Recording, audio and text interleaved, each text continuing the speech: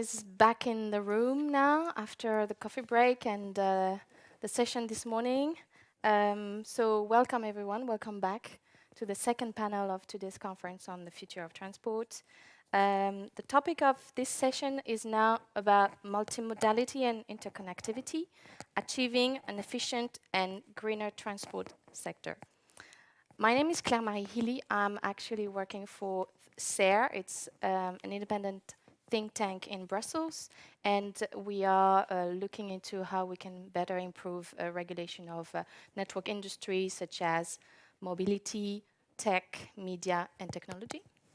And I'm the senior project manager for this practice.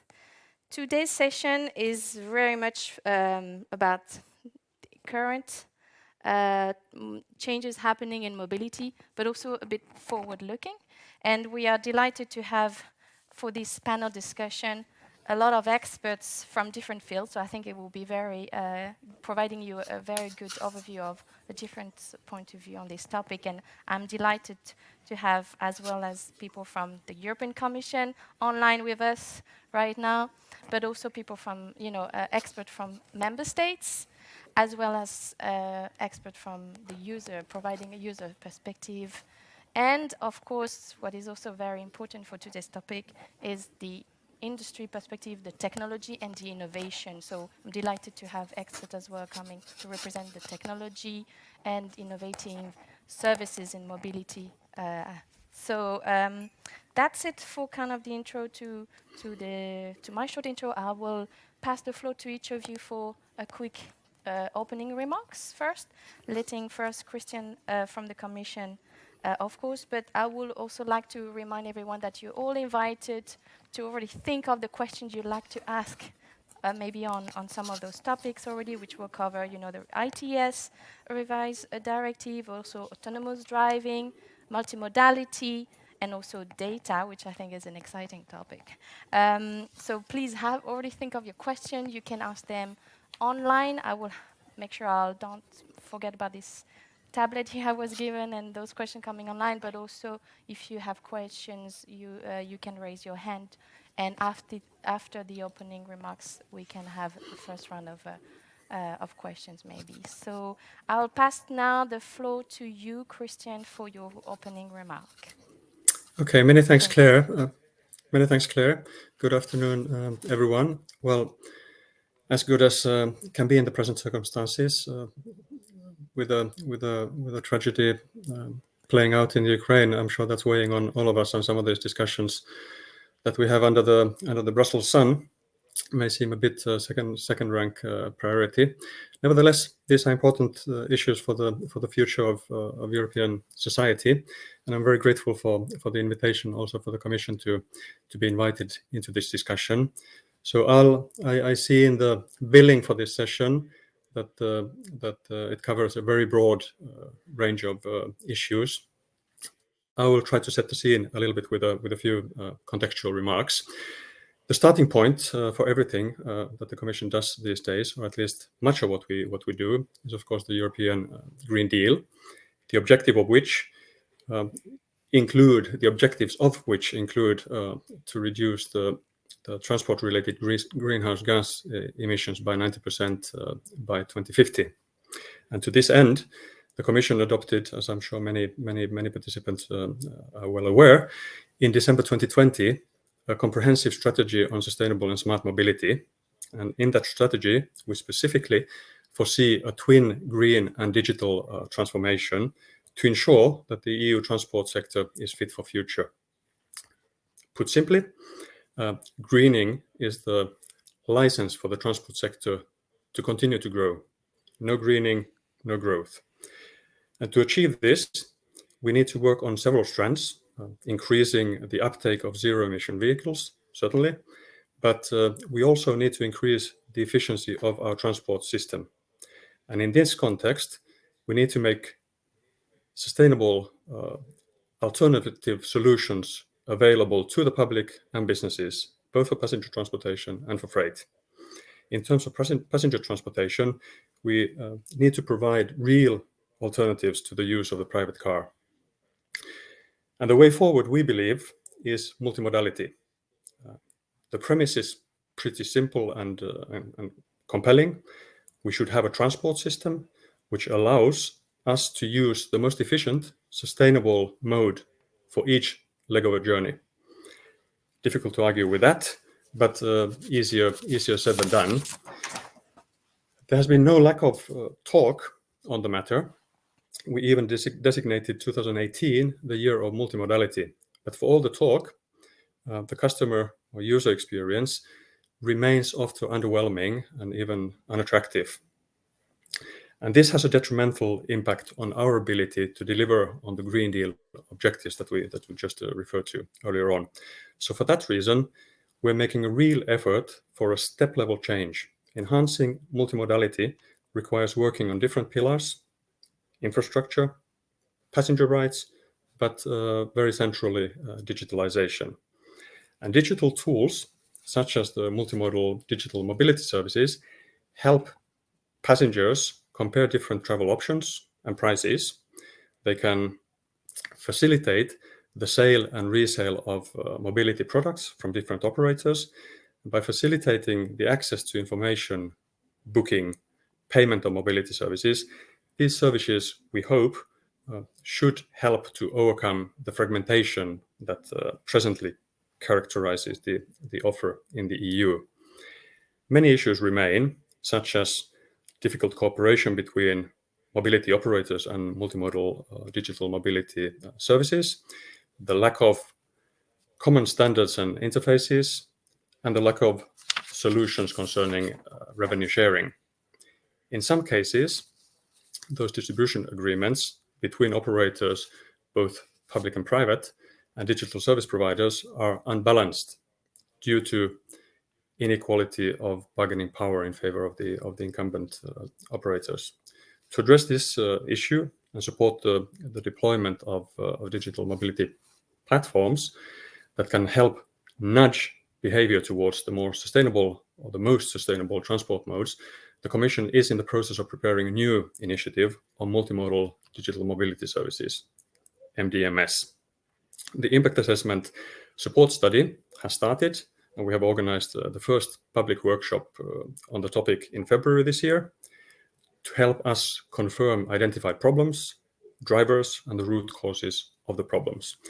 The next step will be to assess the impact of potential policy measures, which will be discussed in more detail in the context of the Multimodal Passenger Mobility Forum, MPMF, not to be confused with MDMS. And this forum gathers all relevant actors in the field. All this work builds on the recent proposal on the revised ITS directive, on which I'm looking forward to hearing views of the other panelists today. Just to say that the ITS directive is a framework proposal, and in it we have been looking at enhancing the coordinated development of services for the benefit of the user and making sure that that legislation is fit for future technological development. Some of you will remember the old directive dated from 2010. Not a lot of talk about MAS or CCAM back in 2010, so it was certainly necessary to have a look and update the directive. In particular, in the proposed revision of the ITS directive, specific policy measures have been looking at increasing interoperability and cross-border continuity of applications and systems, and perhaps most importantly, and the chair already referred to data, we need to ensure improved data availability, access, and quality standards. All these initiatives are developed with the objective to promote data sharing within the entire transport ecosystem, which we believe is essential to make mobility more efficient, greener, and safer. Let me finish by just noting how multimodality also links very well with our action on supporting zero-emission mobility.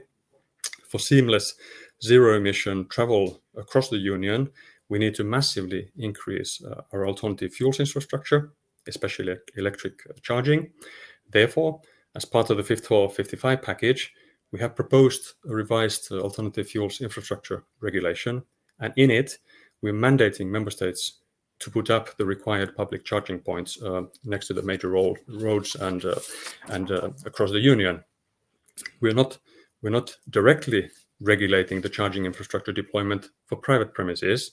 We understand that charging needs of private fleet operators are very different from the needs of private customers and consumers because of different use patterns and special requirements, such as rental hubs near airports.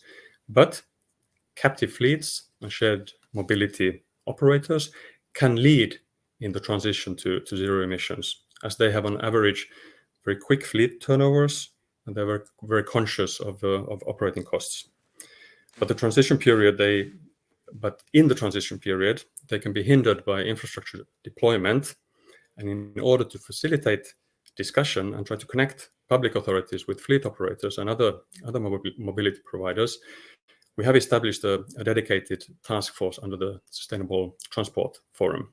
So, Chair, these were just a few elements I wanted to put out there to preempt a hopefully interesting discussion. Thank you. Thank you so much. Very insightful opening remarks, Christian, and a lot of topics that we will be going back to in our follow-up panel discussion. So moving on to our second panelist today, and to provide us with opening remarks from a member state, I'd like to invite Leonard now. Thank you, Leonard. Thank you very much. Is my microphone working? It seems like it's working. And thank you very much, actually, for the invitation to be here and to be one of the speakers in this panel. Actually, you just asked me, like, did you do many panels already in this capacity? And I said, actually, no, because I started this position on the 1st of March 2020, and of course, 2 weeks later, the COVID crisis broke out. So actually, in the beginning, I was also head of the department that had to solve the COVID measures in the Netherlands for the Ministry of Infrastructure. But I'm very happy now, actually, that we are able to travel again and meet each other, and actually also learn to have our own digital revolution, which is that of course we now have hybrid meetings, which is a huge opportunity, I think, for future conferences as well. I am, as I said, I'm head of the Smart Mobility Department in the Netherlands, and the Dutch are always a bit blunt, of course, so our statement is that we'd like to be the #1 in the world, and if we don't succeed there, then we want to be the #1 in Europe. But actually what we're trying to say is we very much believe in the opportunities and the possibilities that digitalization and smart mobility has for us, for all of us in Europe, and that we need cooperation, a lot of cooperation, public-private sector, but also with other member states and the European Union in order to achieve that. So we try to be ambitious ourselves and thereby seeking as much cooperation as possible in order to achieve our goals. Many of those goals actually have been mentioned by Christian, of course, who was unfortunately not able to be here, but I was very happy actually with his introduction.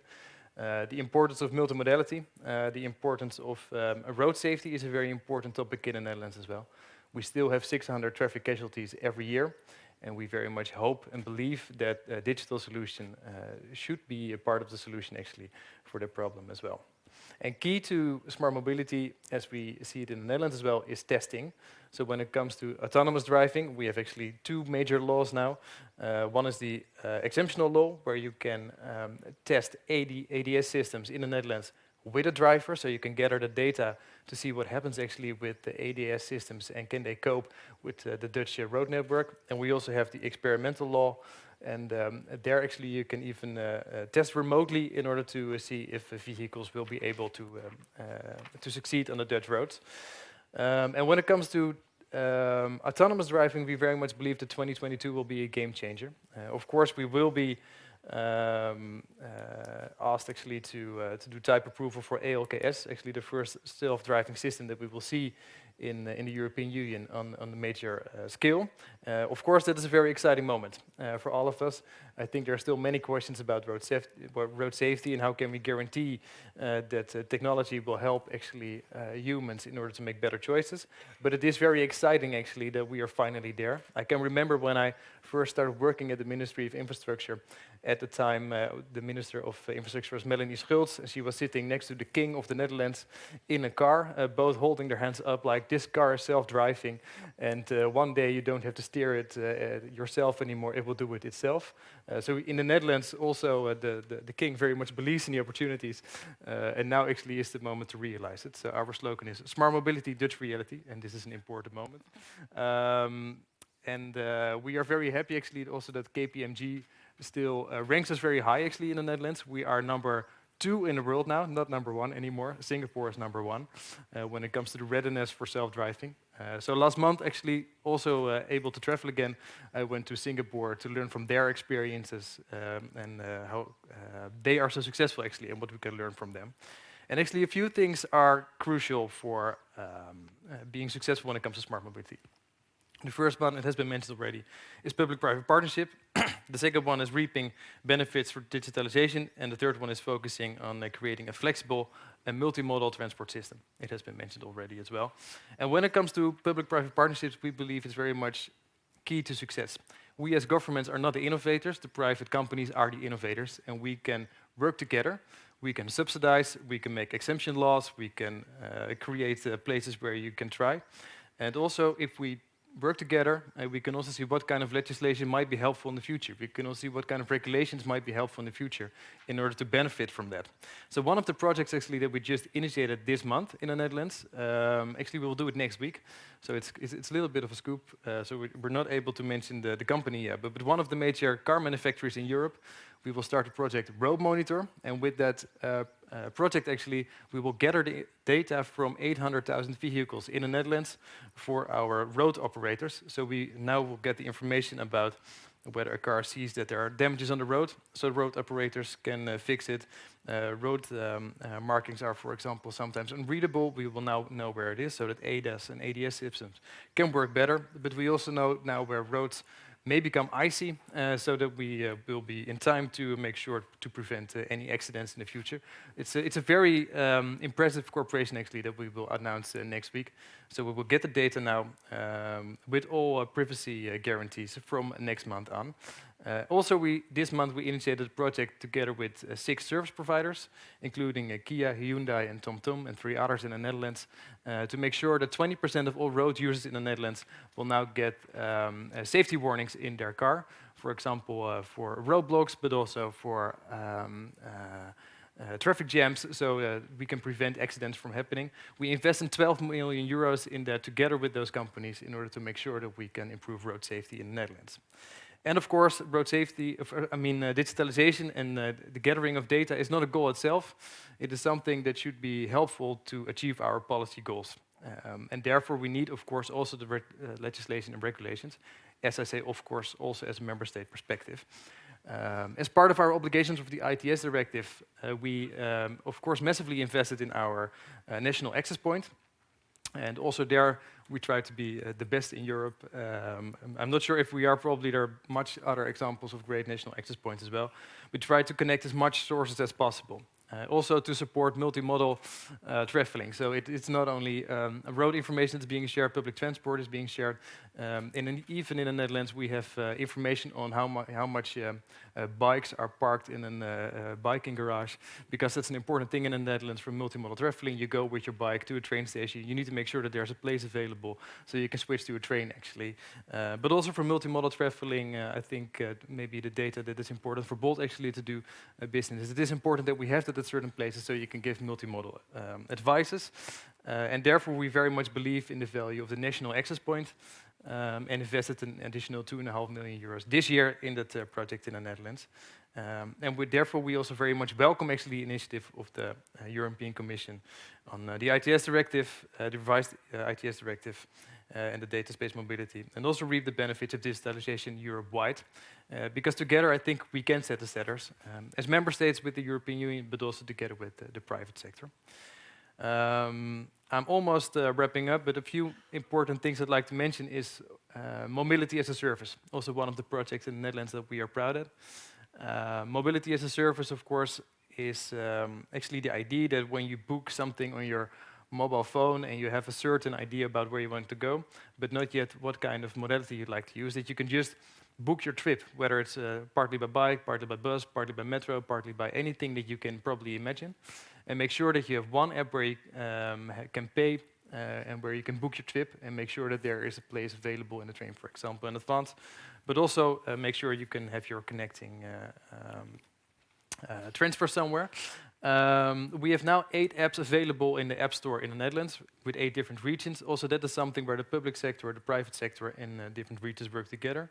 And it's actually a kind of test. And we'd like to do this together, of course, with the private sector, because I very much believe that also other apps like Felix in the Netherlands, or maybe Google Maps one day, or Bolt should step in so that we can very much stimulate multimodal traveling. And this is one of the projects where we, as Dutch government, use the subsidies, but also use like the standardization. The TOMP API in the Netherlands is now the standard for mobility as a service, and we believe that this kind of projects can help us to see what kind of investments and what kind of legislation would be helpful in the future in order to achieve this.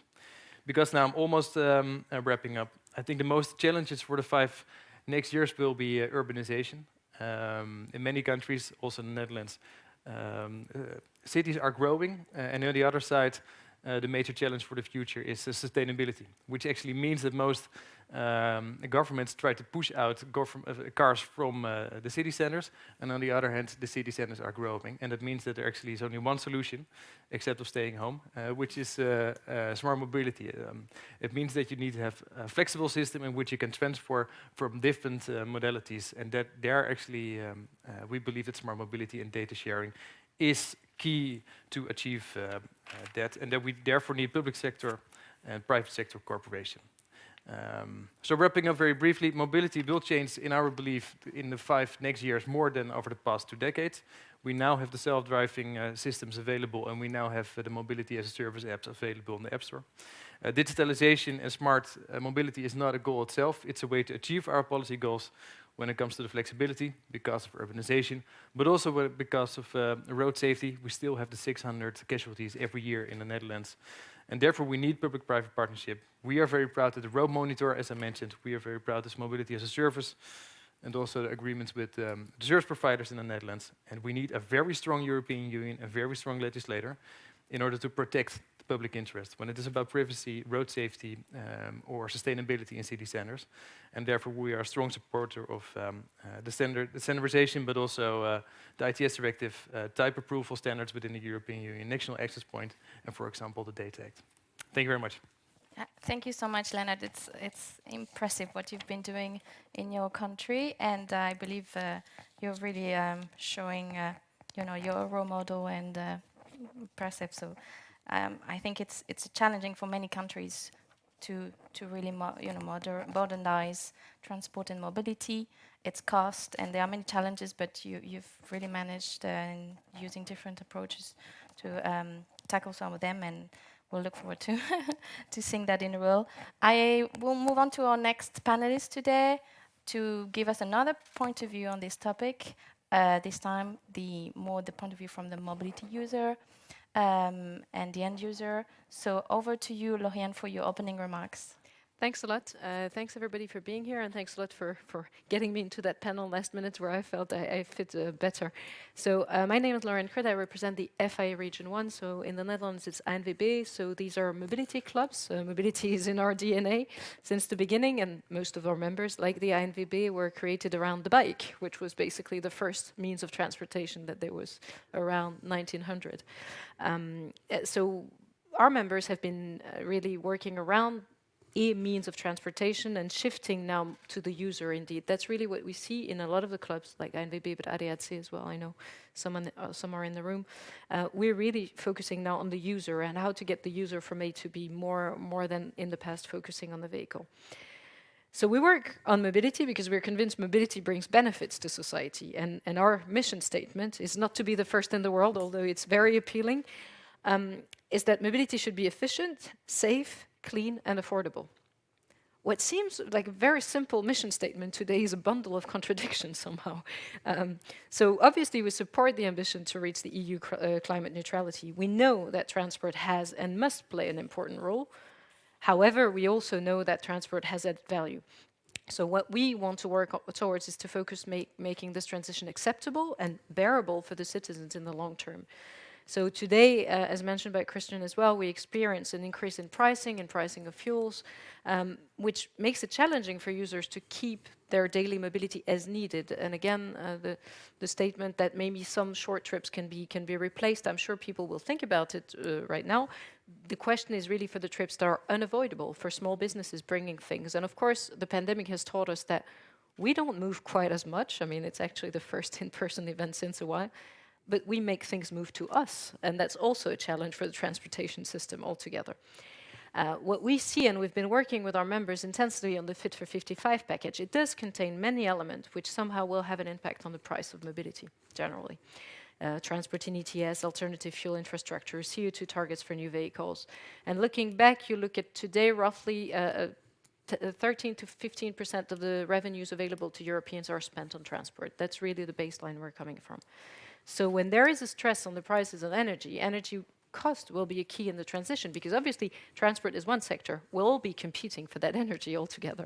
And there will be, of course, a need to beef up the green energy.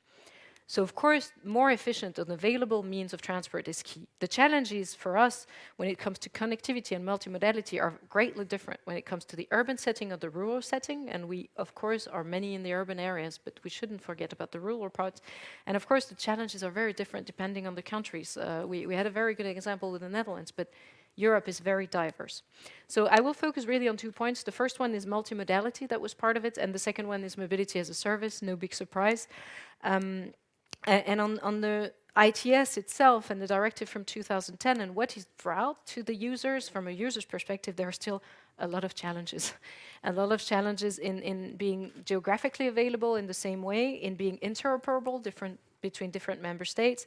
The availability of data remains a key point, a key pain point, let's say.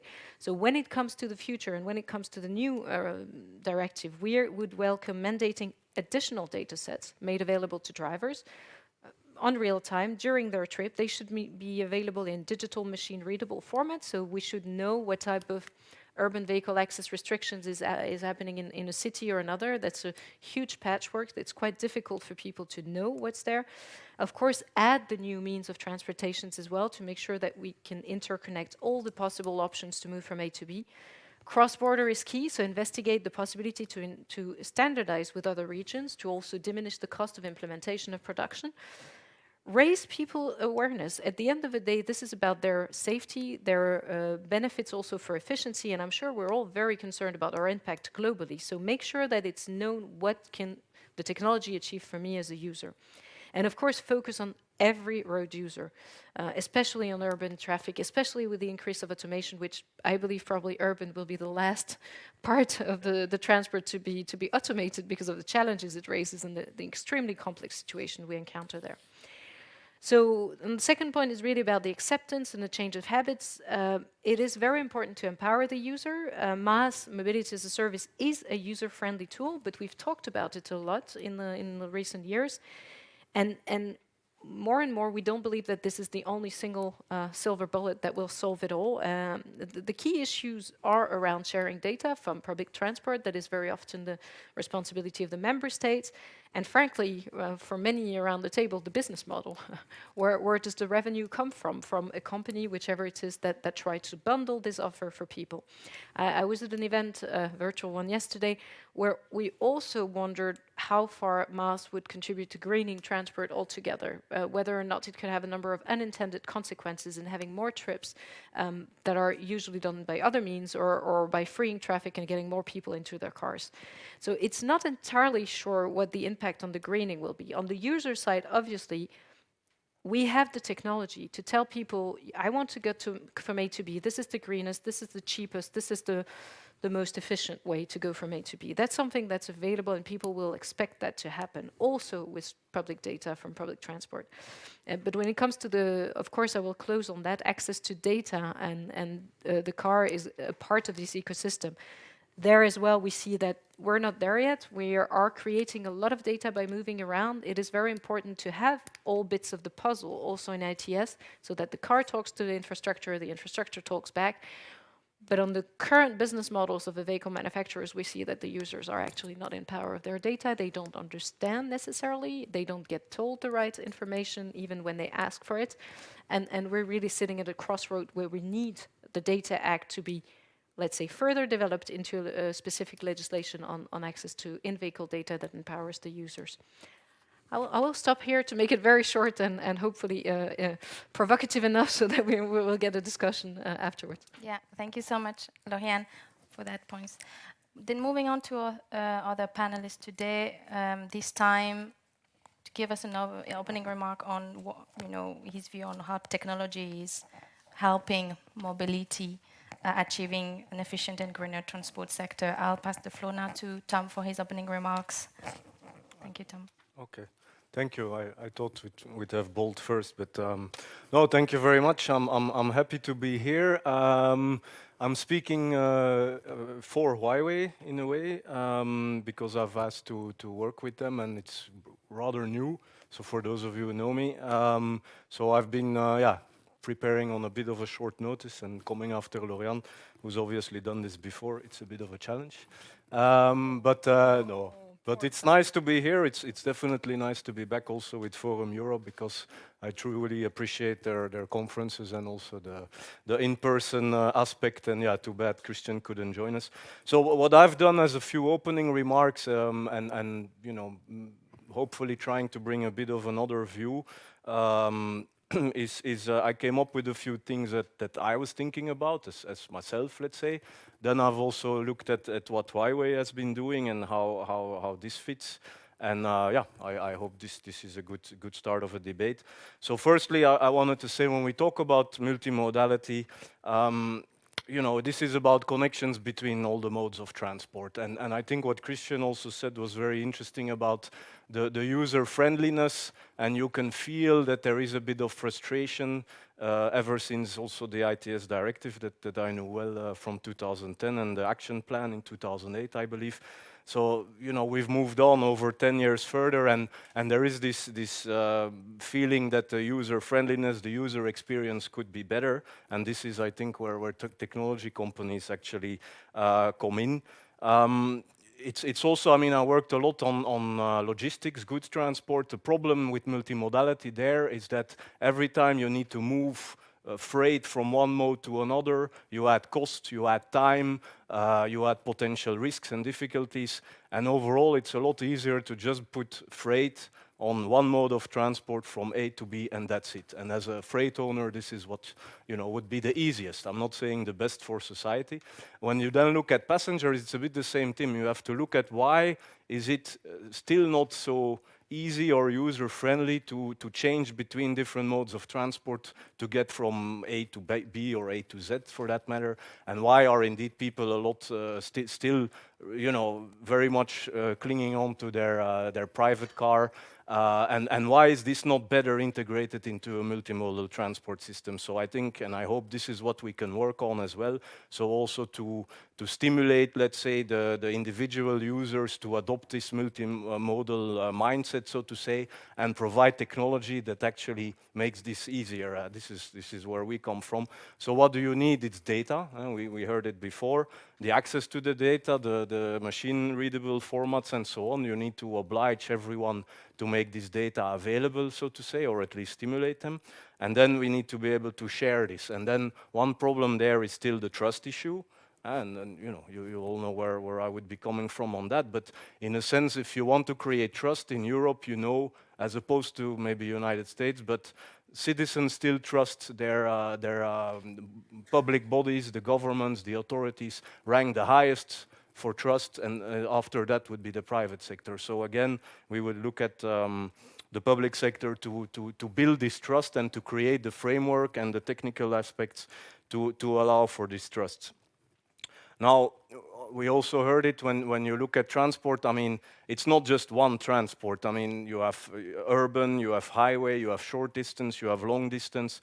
So these are all different scenarios, different ways of people to tackle it. And this also from a technology perspective, you need to be able to break them down and harmonize them so that everyone knows what scenario are we talking about, what scenario are we supposed to develop solutions to.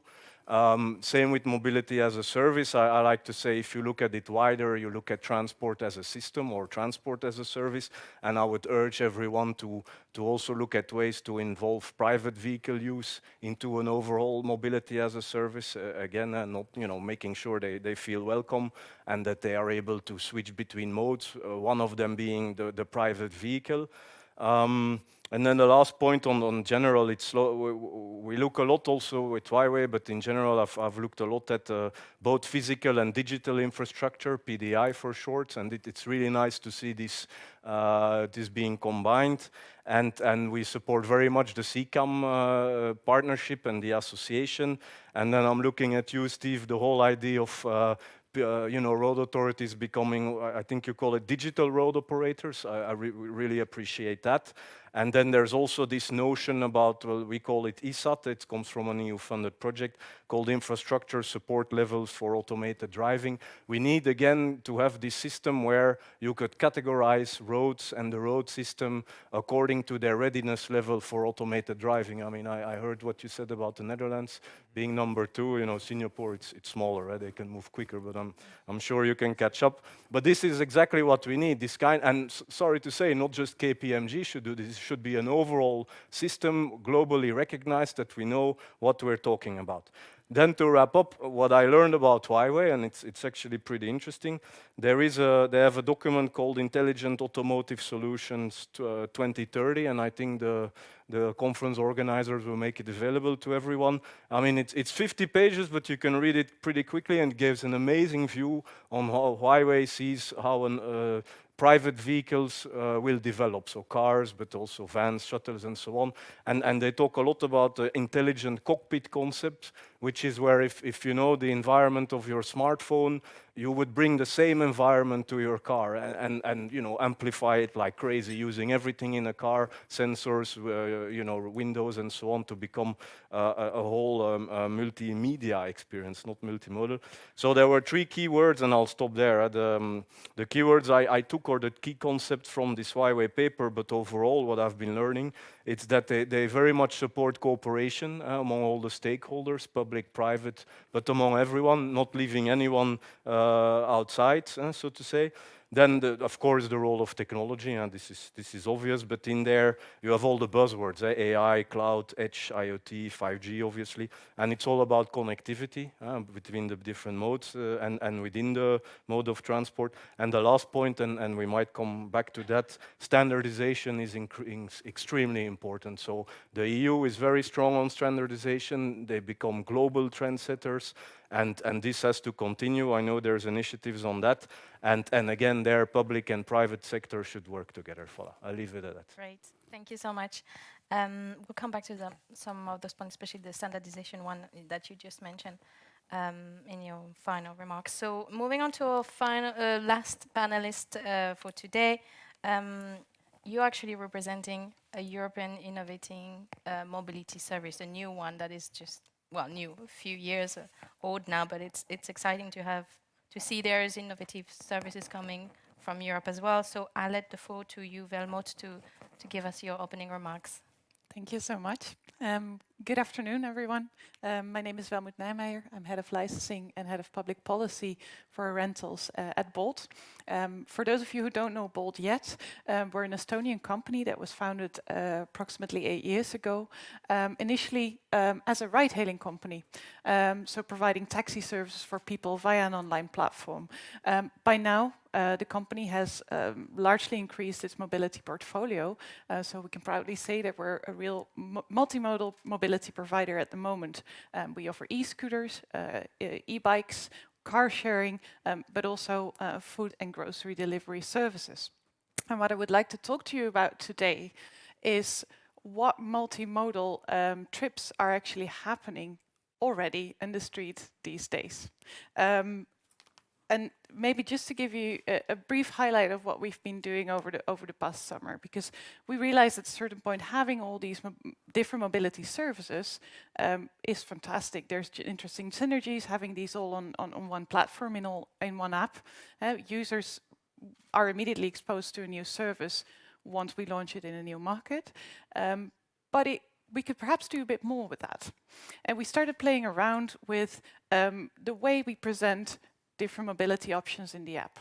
So what we did over the last summer in 10 European cities was when a ride-hailing user tried to book a trip of approximately 3 kilometers, instead of offering them different ride-hailing options, different categories with each a different price, we made the second option an e-scooter.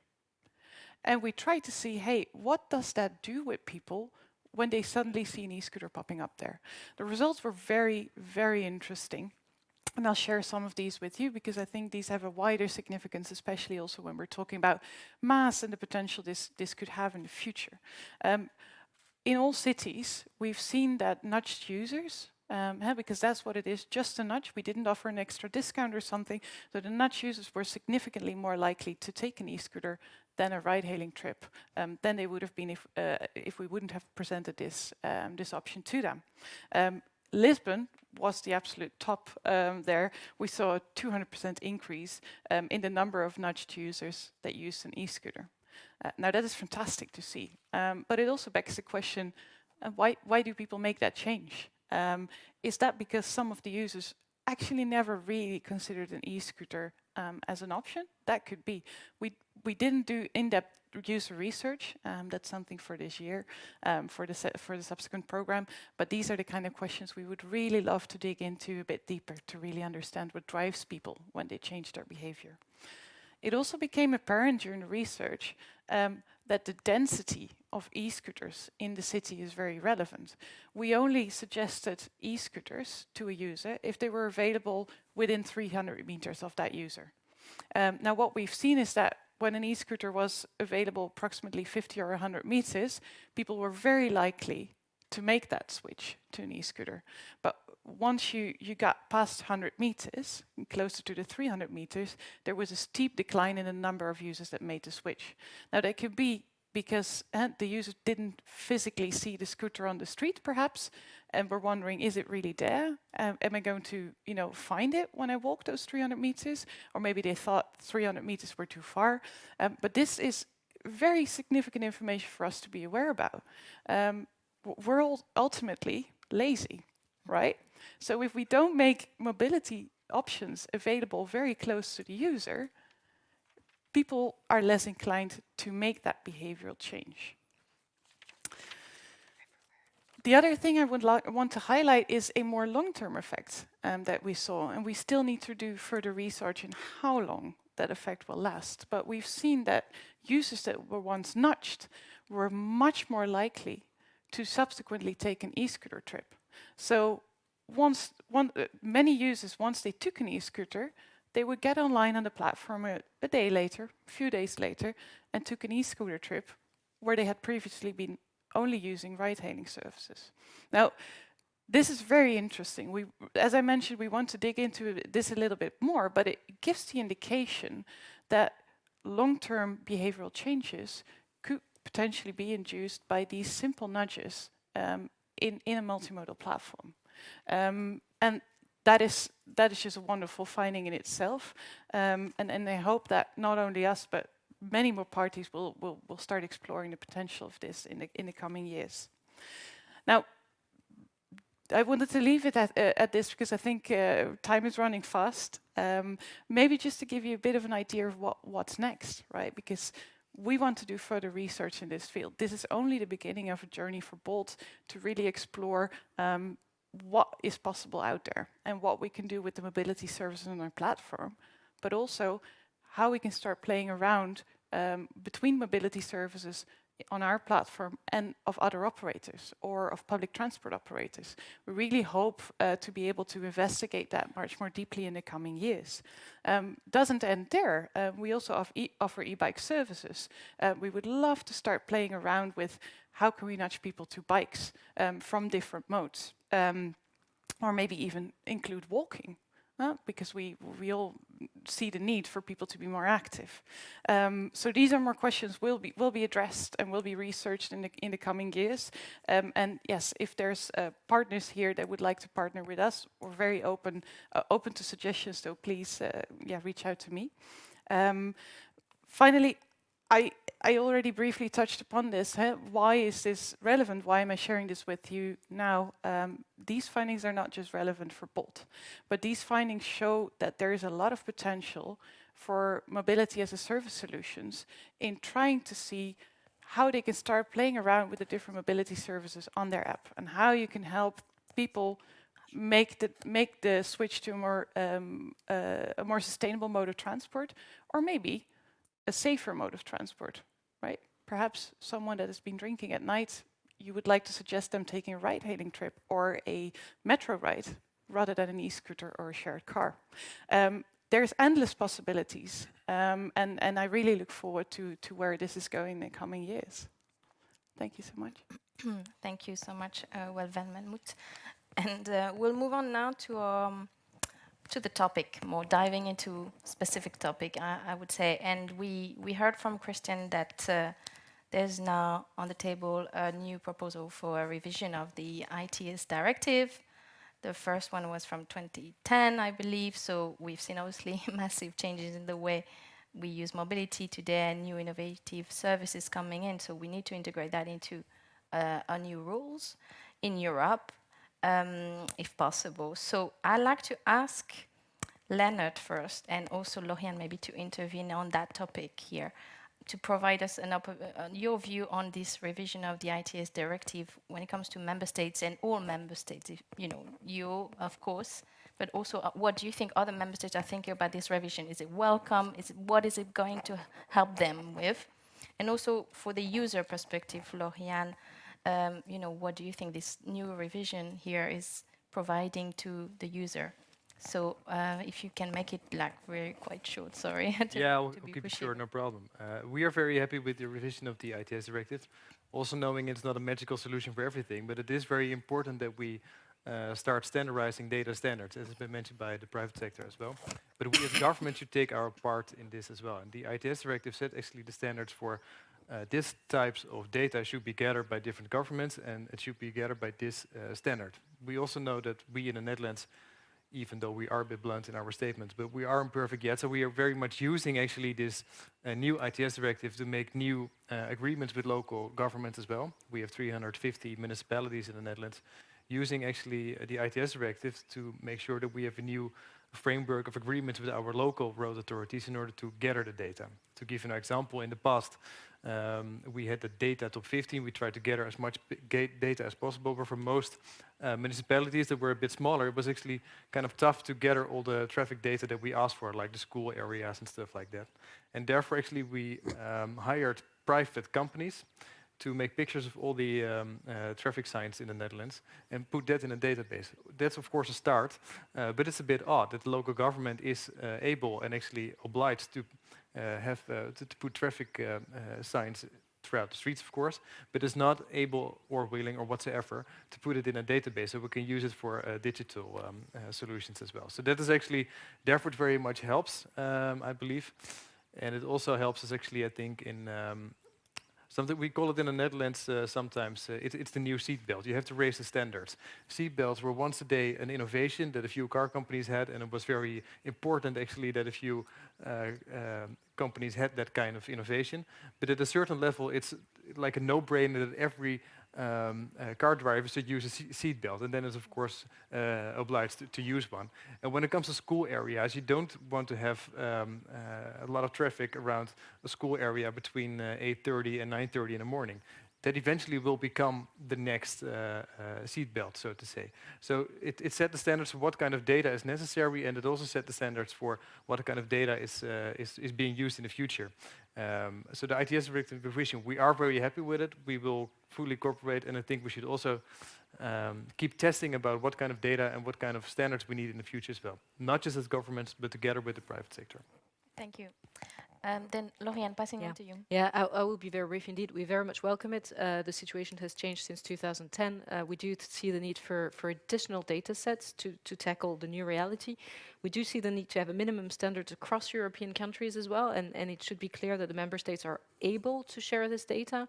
And we see a relatively big number of low-hanging fruit. One of them for us is the urban vehicle access restrictions, where basically every municipality can have its own system, and there's currently no information available across Europe about these restrictions for users. So we see there's an opportunity for providing information on various issues that are relevant for users today in real time, that would help them embrace, let's say, the sharing of the data, because we do know as well that on ITS there's a need to share a minimum amount of data from as many vehicles as possible to make the system actually the most efficient.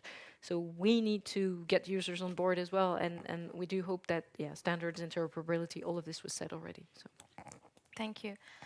Kristen, I'd like to pass now over to you, perhaps for the second main topic of today's discussion, which is a bit very much forward-looking, or not for at least for in the Netherlands, but autonomous driving. And we see, you know, do you think that autonomous driving is something that is needing, you know, further regulation at European level? And, you know, what is the Commission planning to do on this topic? I believe you're on mute. Are we? Still. It should be okay now. Sorry. Yes, perfect. After 2 years of practice, still the reflexes are not always there. Starting maybe first with the top level, we are quite upbeat and confident in the Commission that connected automated driving has great potential to improve road safety, traffic efficiency, road safety along the lines that Lennart has mentioned earlier on. Safety is fundamental, and that's probably the one aspect that most people associate with these technologies. And because it's developed quite a bit, I'll skip on that one and maybe move over to another aspect which we feel very strongly about, but which is perhaps less capturing the public imagination and sometimes also the imagination of the policymakers and decision makers, is the contribution to economic efficiency that these technologies may entail and bring about. If in the future we have to be a little bit modest, not putting a year on it when all of this will happen. A few years ago, many were quite gung-ho and expected that by today we will all be going around in highly assisted or even fully automated vehicles. Now we know that the challenges were a little bit bigger, and continued innovation, testing, and development of the regulatory framework will be needed. But with that, we are very much motivated by the potential payoffs. We believe that the technologies may be helpful in tackling, if not doing entirely away with, but at least tackling a big economic waste in Europe in the form of congestion. In places such as Lennart's home country and where we're being hosted now, congestion costs up to 2% of GDP. On the level of the European Union, it costs up to 1% of GDP. And you do the maths very easily. In a 15 trillion euro economy such as the European Union, 1-2 percentage points, and you're quickly talking about hundreds of billions in potential efficiency gains, cost savings. So we certainly have an interest in getting the full benefit of these technologies for our society, both in terms of the safety improvements, but also the contribution to economic efficiency. To what extent regulation is needed? We're sometimes asked whether regulation is keeping pace with the technological development. I think so. I don't feel too defensive about this. I very much align myself with what Lennart was saying about the necessity of collaboration between public sector and private operators. This will only happen as teamwork. between the authorities, between the OEMs, between the road infrastructure users, operators, between the authorities at the local level, collaboration. And there, of course, the kind of testing that Lennart was also referring to, that ongoing testing at the moment is feeding to the process where the regulation is subjected to the appropriate and necessary adaptations and development. So I think regulation is keeping pace as long as we are all mindful of doing it together. Alone, none of us will get anywhere. So I leave it there in the interest of time. Thank you, Christine. Just maybe I'll jump now to Tom, perhaps on this topic as well of autonomous driving, because it's a massive change in terms of technology within cars, but and requirement not only for adapting the legislative framework, perhaps, but also standardization. You've mentioned is here. It's a massive, quite a key element here. So, what's your thought on this topic? No, thank you very much. And I mean, if you ask why aren't autonomous vehicles on the roads yet, well, I think in large part it's because of regulation or lack of it, and not being the technology is there. You go to any car show and you will see it, or any technology show for that matter. But what I've learned, and again from Huawei, is that in some of the discussions they had with DG Move, with DG Grow, so there's 3 recommendations on that, and I will repeat again, indeed, the importance of setting standards. So this is, there is a whole process, but you have to know, and let me add, we're talking about voluntary standards. The whole point of standardization is you have legislation that says to anyone, public and private, that has to adhere to it, that this is what you have to adhere to, and then you can opt to go use standards, voluntary standards, to say, well, I'm using this standard, which means I am following the legislation. So this is how we see the standardization process. So in Europe, it's been very well developed, and I should add that there is now an initiative to look indeed at further the standardization strategy in Europe, and we feel it's going maybe a bit the wrong way, because there it's saying, well, of course Europe should develop its own standards. Whether they're then taken up at global level, maybe that's then a bit put aside, but the more worrying is to say we should only allow the public sector to set the standards, and not so much the industry, the private sector, or some of the industry, not all of them. And this will actually mean you're shooting yourself in the foot, because it's already taking a long time to set legislation and standards, and if you develop it that way, I think it will take even longer. Now, the other 2 recommendations next to standardization are again about, if you want a technology provider to develop a solution, you need to define the problem. And in order to define it, and we've seen it also in legislation by DG Grow, they're talking about putting together a catalog of use cases for autonomous driving. A first catalog, it will eventually evolve, but this is exactly what is needed, but without, again, stopping, because you need to have these use cases type approved, not just the vehicles, but also the use case. And you should not stop this process of further allowing new use cases, but very clearly categorizing, let's say, the use cases in a catalog. And then also the traffic scenarios, driving scenarios. So you have the use case, but then you have okay, how is this in practice? Also this, you need to formatize it, you need to standardize it, so again, that we all know what we're talking about. And again, now in Christian, we know how at the Commission, well, in transport, you try to say we shouldn't think in silos, meaning different transport modes. The same in the Commission. Commission shouldn't think in silos, meaning different DGs doing different things and even different units.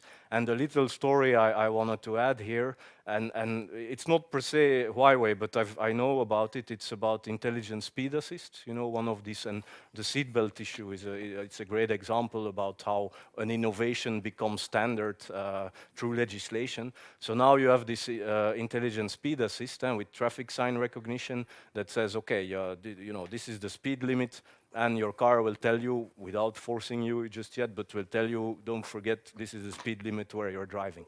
So DG GROW has mandated this, I think from this year on, other experts know this better, for totally new models, and for next year on, for any new vehicles put on the market. Now the problem is, when you have a car and you drive onto the highway, it will say, and this is just one use case, but it will say 70 kilometers an hour to drive on the highway. So if you have a mandatory intelligent speed assist, your car would not go faster than 70 kilometers. When you're on the highway, you should go faster, because otherwise you really become a danger to the rest. But there are no traffic signs, there's no speed sign that says, okay, here you can go faster again. So the car, programmed as such, will continue driving 70 unless it shows either, for example, through a digital map, knowing, okay, where we are now, this is then again 120. So the point is here, this is another type of legislation, currently making it through DG Move in the road safety unit, not even the ITS unit. And here we see member states saying, oh, but you know, you're just trying to tell us we need to put more money in our roads. Steve said nobody has any money. It's everywhere. But why you want us to put more traffic signs, or you want us to put all our data into digital maps and so on, and you want us to put, put more money down, and it's not about that. It's about road safety, it's about the interoperability, the integration of these systems. I mean, otherwise the technology will simply not work, so you need the legislation for that. Right. Then Lorraine, you wanted to react as well. Yeah, just very briefly, indeed, I mean, these systems rely on infrastructure, digital and physical, that's very clear. I just wanted to add a bit of nuance when you say it's there and we need use cases. I mean, from a user's perspective, if this is to deliver what Christian was saying, like more efficiency, we gain time, that means hands off. That means I don't have to intervene at any point. I don't have any driving skills at any point. And I can just tell my car, bring my kid to school. Potentially, which I don't because I walk, but okay, fine, just for the example. We're far from here, and we're far from here also, and car companies are also advertising system as hands-off and autonomous and whatever, and we see the acceptance is lowering with each accident. So what we've done with Euro NCAP, we've gone into this assistance system. We've clearly mapped out what can they do and what can't they do, partially because of lack of digital or physical infrastructure. But I think we need to be realistic as well on what people expect. When you tell them automated driving, when I want to have an automated car, if it can drive instead of me, if I have to intervene and I get 30 seconds to get into a dramatic condition and I need to steer my car back to safety, I'm not willing to give up control, because as much as drivers have faults and are not perfect, there are still many situations in which a human driver is more efficient, in the fog, in the snow, in the complex urban environment with a car and an e-scooter and everything going around it, and everybody looking at their smartphones already, because distraction is also key. So I think we need to be clear to where we're going and what we expect. And what we're expecting is deployment on certain stretches of road that are probably the less complicated today, on the certain parts of highways and so on. So step-by-step deployment, but we should be clear to users about what the systems can and cannot do, and this is currently not the case. I'm not accusing the Commission or the Member States or anybody, but there are this conception that autonomous is coming, and autonomous for many people, autonomous driving means hands off, I have nothing to do, I don't need any skill, I can just jump into a vehicle. And to get there, we need a good 5 to 10 years probably. Tom, you wanted to react, and then I'll give the floor to Lennart perhaps as well. Just very briefly, because we're actually talking about the same thing. That's the point that now everyone talks about taxonomy. So this is the point. What we're saying, we need to know that we're talking about the same thing. So driving your kid to school, it's not a use case. But for example, driving onto a single road with left turning traffic, that's a use case. So you really need to define this at the technical level. But the point I wanted to make, it's from Euro NCAP and doing a great job on vehicles. And this is what we want to see the same for roads. So this system, and I mentioned the ISAT as an example, but a system that shows the readiness levels of the roads themselves for automated driving, because just a vehicle that can do it without the infrastructure around it, this will eventually cause accidents. Thank you. I think the question that you're raising here is the key question for 2022, actually. If we need to do type approval and see how autonomous driving, where you still have to intervene as a human being, is being allowed on the European roads by this year, it's a huge change and a huge challenge. Actually, I tried it myself 2 weeks ago. We had a car with that kind of capacities available at the ministry, and we're trying to drive it ourselves. And it was actually a lot of fun. I mean, when you're on the highway, it feels like you don't have to intervene actually yourself. It's driving by 100 or 130 kilometers per hour. It feels amazing. Until actually the car started to make minor mistakes, like doing a lane change. No, not a lane change. It was actually making too much speed, so the other car was on the left side, which is not allowed in the Netherlands. So there was mistake number one. Mistake number two actually was it recognizes the white lines, but it doesn't recognize the yellow lines if there's construction work going on. So actually, with 100 kilometers per hour, it was driving into the construction work. So I had to intervene myself, which is, of course, something that we very much have to educate those users of that vehicles in order to make sure that it is not a self-driving car, but a car with self-driving features that need human intervention in order to be safe, actually. And that is very much a phase we are now. I'm not sure if it takes 15 years before we are at self-driving cars or fully self-driving cars at certain places. One member of my team, it's very much fun working in my team. He's now in California for 6 months, and he was there experiencing the self-driving taxis that Waymo currently has in Phoenix. Of course, it's a very isolated place. It's not the most crowded city in the world, but there actually you ordered like you order a Bolt taxi, but then just a Waymo taxi, and there was no driver inside there. So the pilots and the practicing is already going on.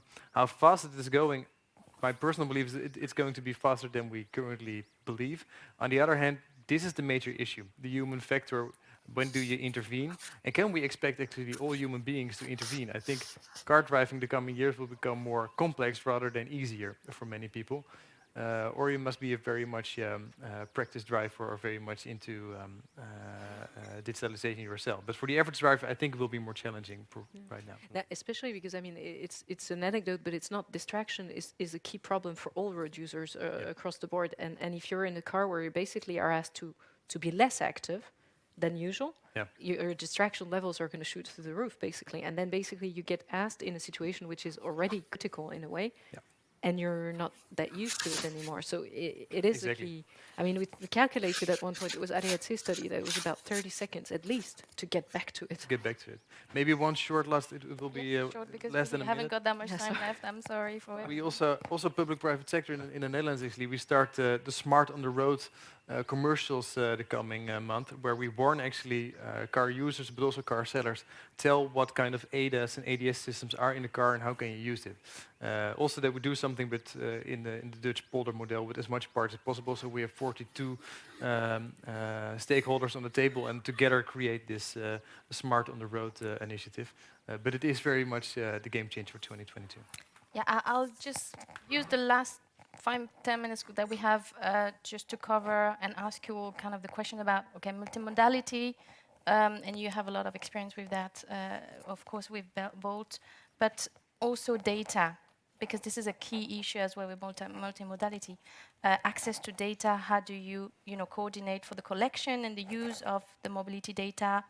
And, it's a pain point, you've said. So I was wondering if all of you can also tell us what you think in terms of the partnership between private and public sector here, and who should coordinate this, and anything you think we need to do at European level as well on this topic. So I'll start perhaps with you, Helmut, and then going down here. Yeah, sure. Thank you so much. I think what we need to keep in the back of our minds is why are we sharing this data? Why are we looking into mass? And ultimately, it's about solving that mobility problem and encouraging people to take more sustainable transport modes. And that often requires cooperation still at a very, very local level, at the city level, unfortunately or fortunately. And there's particular problems, I think, that we see there that we need to solve before any kind of technical solutions or mass services can really have an impact. And the first one is we need to make sure that our streets are safe, right? Ask people that live in Brussels if they're cycling here. Many of them will tell you no. Why is that the case? Many of them will then subsequently tell you that they feel suicidal if they take a bike. That's a shame. It's a fantastic city to cycle in once you get used to it, right? But it just shows that people think they cannot safely cycle, they cannot safely take an e-scooter, and in some cases they feel not safe when walking. And that is a big problem. And we can talk all we want about digital solutions to nudge people to take a car, to take a scooter or bike or walk instead of a car. But ultimately, if we don't make our streets safe, they won't. So we need to invest in that. And that needs to happen at the local level. And many cities will need support, especially the smaller and the mid-sized cities who do not have the funds to avail of like larger cities. Like Brussels, that's where we really need to make an effort. Secondly, and I'll be very brief, we also see massive capacity issues when we look at data sharing, particularly with cities, because cities deal with more and more mobility services that generate lots of data and that could provide interesting insights to them, like the project you mentioned on the state of the road, for example. There's a lot to still be won there, I think, when you start using micromobility services or bike services. But cities at the moment, most cities are incapable of receiving that data and processing it because they do not have the IT infrastructure or they do not have the capacity and the skills in the team to deal with that. And I think these are two very basic problems. If we don't solve these, I don't think mobility as a service and similar initiatives will create the results that we are expecting. Thank you. Tom, very briefly, what's your view on how we can... Very brief. Very brief. No, I won't start by saying that Christian doesn't like when we say data is the new oil or the new gold, and because it's not finite, it's actually it's the opposite. It's going to increase. No, data. I mean, we need data. We need data to fuel algorithms, artificial intelligence, going into machine learning, going into deep learning. So you need this data. It needs to be made available. The formats need to be agreed, and you know, again, they should be usable, updatable, and so on. I found it interesting, Leonard, what you said about the autonomous vehicle. Yeah, not getting the whole roadworks thing. Then I would have, you know, two remarks. One, I don't think it was uploaded in a digital map that there were actually roadworks there because the vehicle would have known it.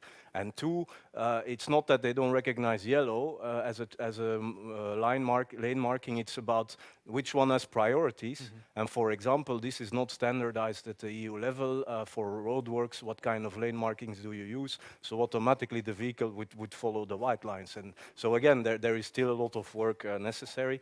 And this data and harmonization is key to it. Thank you. Perfect. Yeah, maybe just to bounce back, indeed, in cities especially, we have a competition for space and for money. So that's the riddle that everybody will have to solve. And obviously the infrastructure have been built in a dedicated time, and it takes time and some smart thinking to kind of optimize all modes. When it comes to data sharing, that's key as well, and that's what you were saying. Adding value to society, adding value to the user, and for us, then the key part is enable choice, free choice, and enable innovation. And that means sharing, but that means for us empowering the user to actually go there. And that would lead to increased European leadership in these technologies, which is something we want to export in the future. Thank you. And Leonard, for you, the last word. Yeah, well, I think I very much recognize actually what Tom says. It's true indeed. It can recognize the yellow, of course, but it's very much part of an ecosystem that you need a digital twin. That also the self-driving car or the semi-self-driving car knows how to behave, and therefore I very much believe in the value of the National Access Point, the ITS Directive, as I've mentioned. The digital twins, the data standards, and the fact that we are pushed as governments to make our public interest data available also for the private sector is very much part of development, in which we can also make sure that semi-self-driving cars will be entered the road safely. Yeah. Thank you. And then Christian, maybe I'll give you the last word on this topic, important topic, data. Well, on data, of course, the Commission has made its case that increasing amounts of critical data should be mandatorily created and be made available. Now, let us see what the co-legislative process leads us to. We hope very much that the member states and the European Parliament see the merit of this and stay with the proposal. It is an entirely legitimate discussion to be had, where some are questioning about the cost and practical hassle of this. So whilst all participants, member states in the European Parliament, nobody is arguing against the vision and the importance of data, but then on the second layer, they very understandably see the practical implications. What is this going to cost? How am I going to organize myself so that all of this data is generated on the level of, in some member states, hundreds, even thousands, in some member states, tens of thousands of municipalities. So it's a legitimate discussion to be had. We hope that in the end there's enough flexibility in the proposal, which leaves it for the member states to organize it themselves on how this data should be generated and be made available, but that we stick with that proposal, because it's not good enough for us to say that the 2010 directive remains meaningful. Yes, we think in light of our assessment that it is still a meaningful framework, but the updates are necessary. We have put our finger on data, sticking with the previous practice of not mandating the data is unlikely to lead us to the step level change that we advocate. So we hope very much that Lennart and his peers from the member states, but also the co-legislator in the European Parliament, stay committed with this approach to increase the availability of good quality data for the benefit of European society. Thank you so much, Christian, for this. So we are now at the end of our session. It's been a lot of topic to cover in such a short time, but thank you so much for coming, for your input. I hope you enjoyed the discussion. We couldn't take questions from the floor. I didn't get any from the audience online, but from the floor, I apologize. But I hope this now is just, we're starting the lunch, I believe, so plenty of time for you to meet our panelists and ask their question directly to them during the lunch. I believe we'll reconvene at 2:05 in this room here, and we will have, after that break, this afternoon, the keynote address from Winfred Hermann, Minister of Transport of Baden-Wurttemberg, Germany. So, yeah, thank you, everyone. Again, thank you, Christian, for joining online. I hope we'll meet in person very soon. And for those online, thank you also for your attendance. You can stay also online. There's, I believe, some exhibition area, an expo area online where you can see the sponsors exhibition, and also some exhibition in the lobby near to the lunch, I believe. So, thank you. Thank you. Thank you.